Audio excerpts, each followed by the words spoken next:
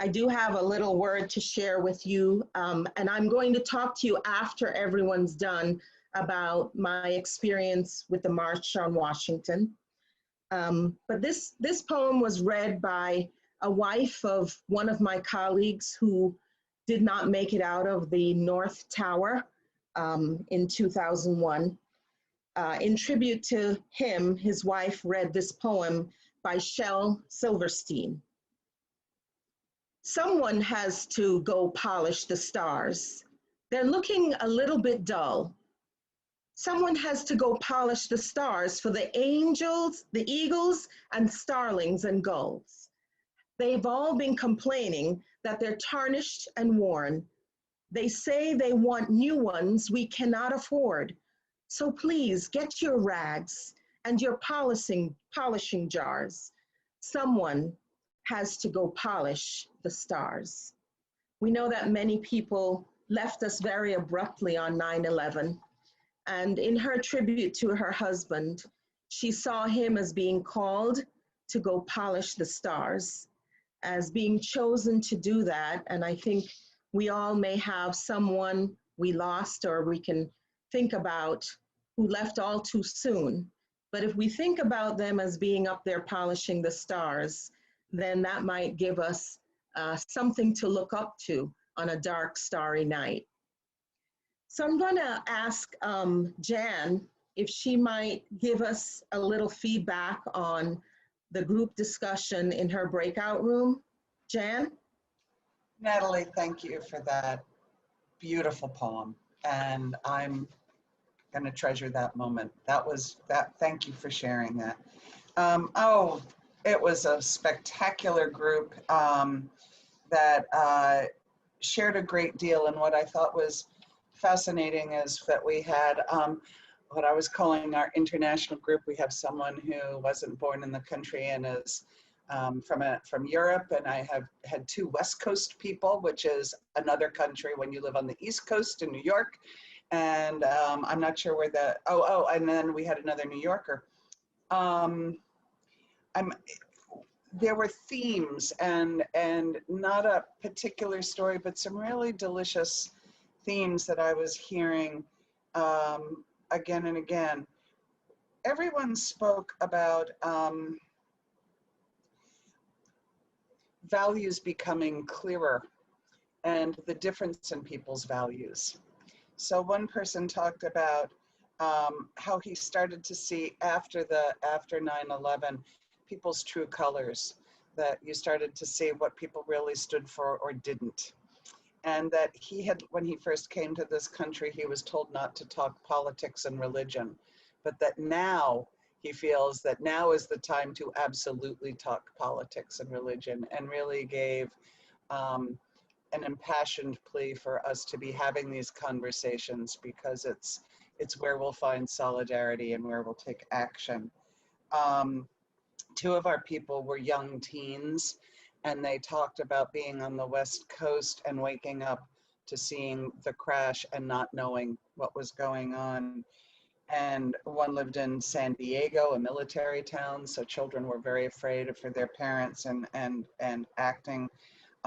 Both women talked about the fear that they felt as young people, but also felt a national cohesion around the flag and patriotism and we're Americans strong and proud. And for both those people and for basically all of us in the group, we were reflecting on how the symbol of the American flag has been tarnished for us, to use the Shel Silverstein image. Not that I avoid the, anyway, I've got 6 thoughts about that. I'm gonna table those. So anyway, the American flag now is no longer something we rally about, and that it's actually divisional, it's divisive. We talked about there being a loss of innocence and the sadness of that.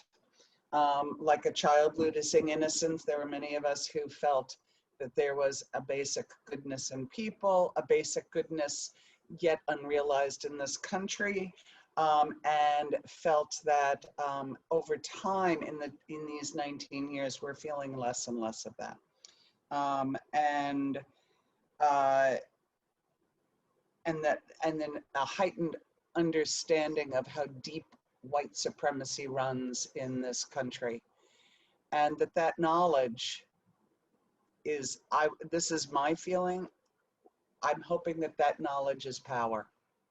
And where hatred is power, that this knowledge and this coming together will give us the power to get us back on a good, not back, we get us on a good course. That's the high level view. Okay, wonderful. Thank you so much, You're Jan. welcome. Oh, I appreciate that. That was really great dialogue in that group. You had a lot of great points to share. Dr. Clifton, did you facilitate? And Dr. Clifton, if you could unmute yourself. Yes, I facilitated, but I also thought we all facilitated each other. We had a good group, starting off by each body sharing where they were and their feelings of that day. Two of the people were very connected to New York, but weren't in it. One was in Canada and one was in California, in search of some missing people. They were all found. One of the people had their first job interview in America that morning, and I was in the city looking for my daughters who were fine, and spent the day watching people in ashes walk up First Avenue for hours and hours. And it felt like a scene from Dante's Inferno. And then we talked about, oftentimes we see a backlash of wanting to find who's responsible for this chaos and this tragedy, and we start to find blame and take it out on people, and that seems to go with tragedy, and and with that there's blame, and they don't look at themselves either. But we also had shared stories of wonderful compassion and loving kindness that people would give to each other after a tragedy. Americans have a good way of doing that, but we also have an underlying tendency to we discussed that to fabricate causalities of certain things. What our motives were for all our wars and all our bombs, and we sort of believe that, and we tend to forget that the Constitution was based on only men voting and only people who own land voting for many years. And that was set up to, control a lot of people. So that discussion was interesting. And then it led to the point where how we can, hold our history, understand it, but also, transcend it. And then we talked about, several people talked about their experience before the 9/11 of experiences a strange sense of weirdness anytime they were in this building. And we recalled that there was right near there was a cemetery found, excavated for slaves, and there was a cemetery for Native Americans there. So maybe that's some of the weirdness with it. Not in any way saying that was the cause of the tragedy. So it was a really lively and deep discussion that I always appreciate. So that's wonderful. Thank you, Dr. Clifton. Nalini, do you want to share? Yes. So we had a really interesting, really fascinating discussion. First of all, we had a tremendous amount of diversity in our group, and it made me think that following 9/11, I remember reading that it felt like this was a failure of our imagination, that this could even happen, that we could be so hated, that someone, a group of people, many people could harbor so much hatred towards us.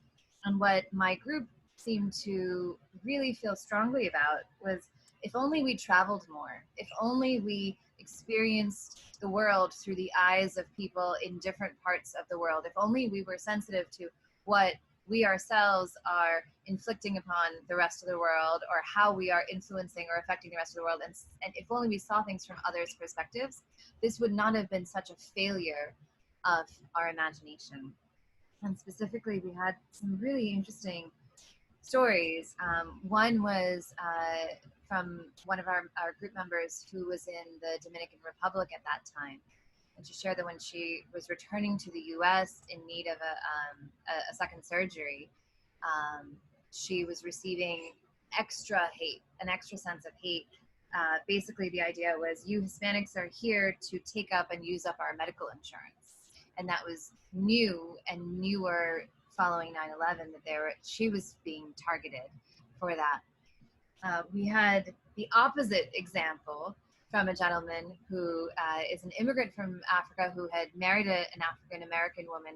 And he shared that following 9/11, he could go to the airport and he was treated so nicely, nicer than he had ever been treated before, because either he was being seen as white or, sadly, as, oh, well, he is, in his words, a lazy black man, so therefore he can't be a bad terrorist. And he thought, well, hey, this is what it's like to be treated nicely. Maybe I'll take this over how I was treated before 9/11. That was a really fascinating story. Mm. And then we had an example from a member who joined us who was in Cameroon at the time. And we don't always think of 9/11 and Cameroon in the same sentence, but her experience of food insecurity and corporal punishment and the impact of global colonialism and the devastating impact that had. And it was very interesting to hear her experience from that, which was very different from the narrative that I would use as a New Yorker, describing what happened on 9/11 and the impact of it. That was really interesting.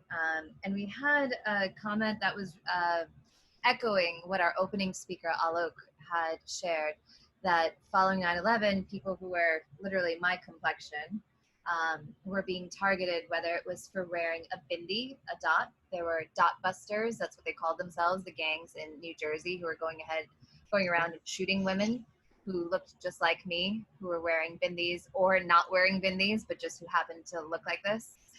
And there were Sikh men or Sardars in turbans who were also being attacked. I think we've all read about this. And with complete ignorance, and complete ignorance turned to hatred. And an interesting point was made that throughout our history, it seems that we've chosen that as part of our identity, our identity always points to something else as an other, that we've had to choose some group to hate, whether it is one group or another over time, whether it was the Native Americans, our indigenous people, whether it happened to be the Japanese or the Chinese at some point, whether it happened to be South Asians, whether it happened to be East Asians. I mean, it's just mind-boggling that we've developed an identity as us versus them, and that has been such a big part of our story.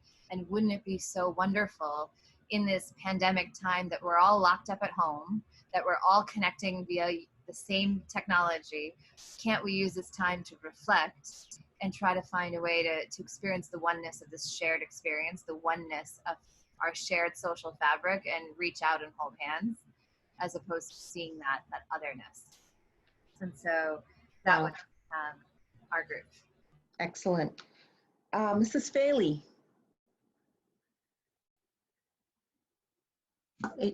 Is she unmuted? Oh, yeah. Okay. Well, I'll go to the view of the Canadian, who was in a small, white, isolated community in Canada.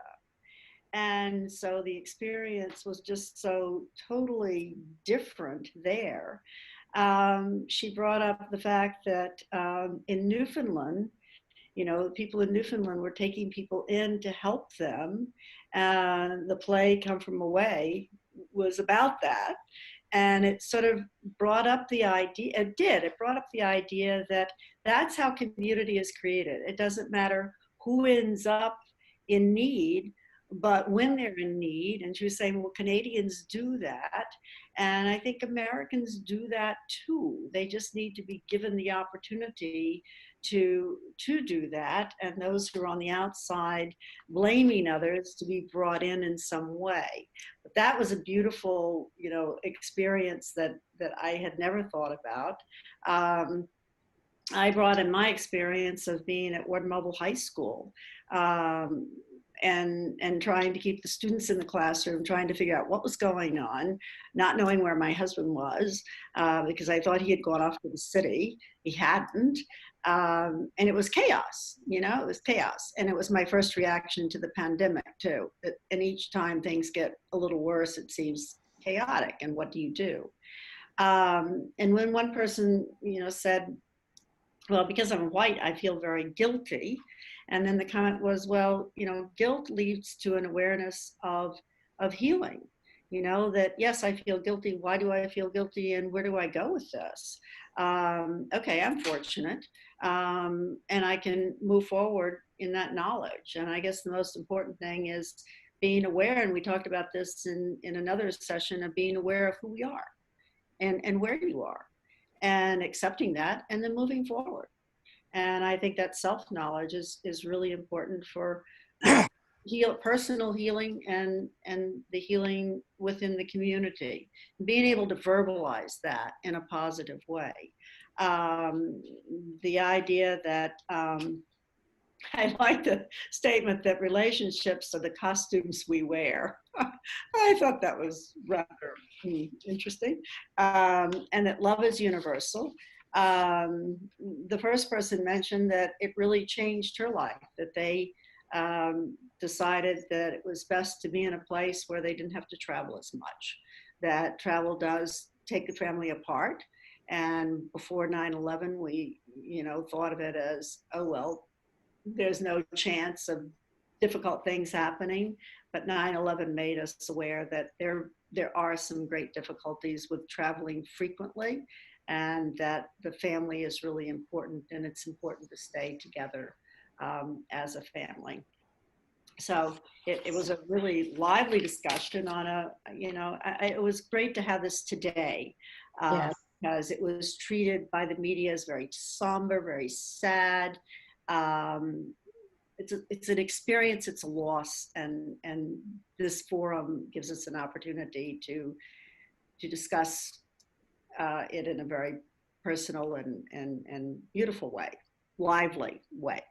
Wonderful. Thank you so much for sharing. I think we can all agree that everything shared has been so meaningful.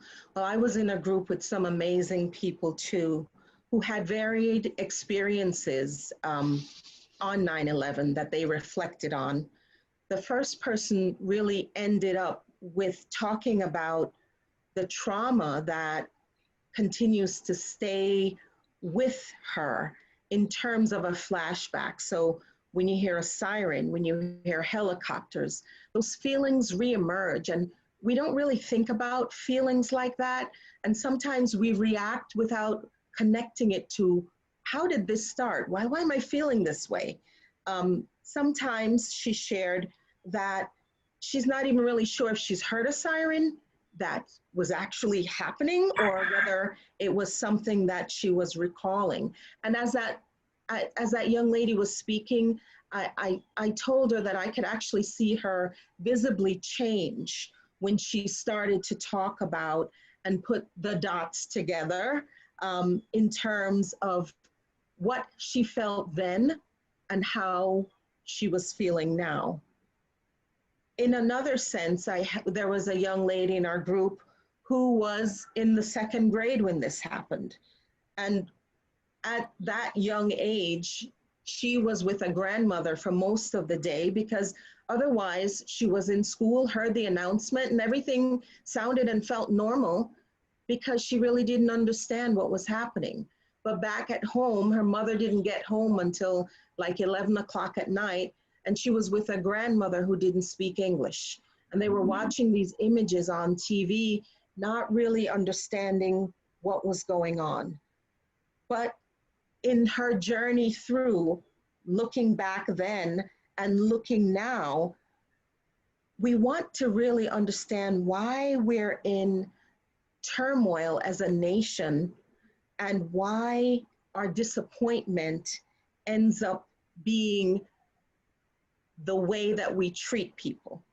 And so there was reflection on, okay, well, we were in the situation, and then while we were all together, it was great, but then we needed to assign blame to a group of people. We began to be very hateful in the way we were reacting to people. And so there's a disappointment about the way people are treated and reflection on how we are seeing Black Lives Matters being embraced or not in this time. We feel despair, and as a nation, we can come together. We have a singleness of thought, and with the pandemic, we were worried about dying. We were worried about our mortality. With 9/11, this was terrible. Our whole nation was attacked, and we had this sense of despair. But out of that came hatred, or came acts that were unkind and targeting of groups of people. We saw it then with people who were of Indian descent or looked like they were from other countries that were not the same. We see, and our opening speaker talked about the Asian Americans who were treated and pointed out after crisis. What we haven't realized as a country is that there's room for everyone. And out of crisis should come healing, cohesive healing, not blame.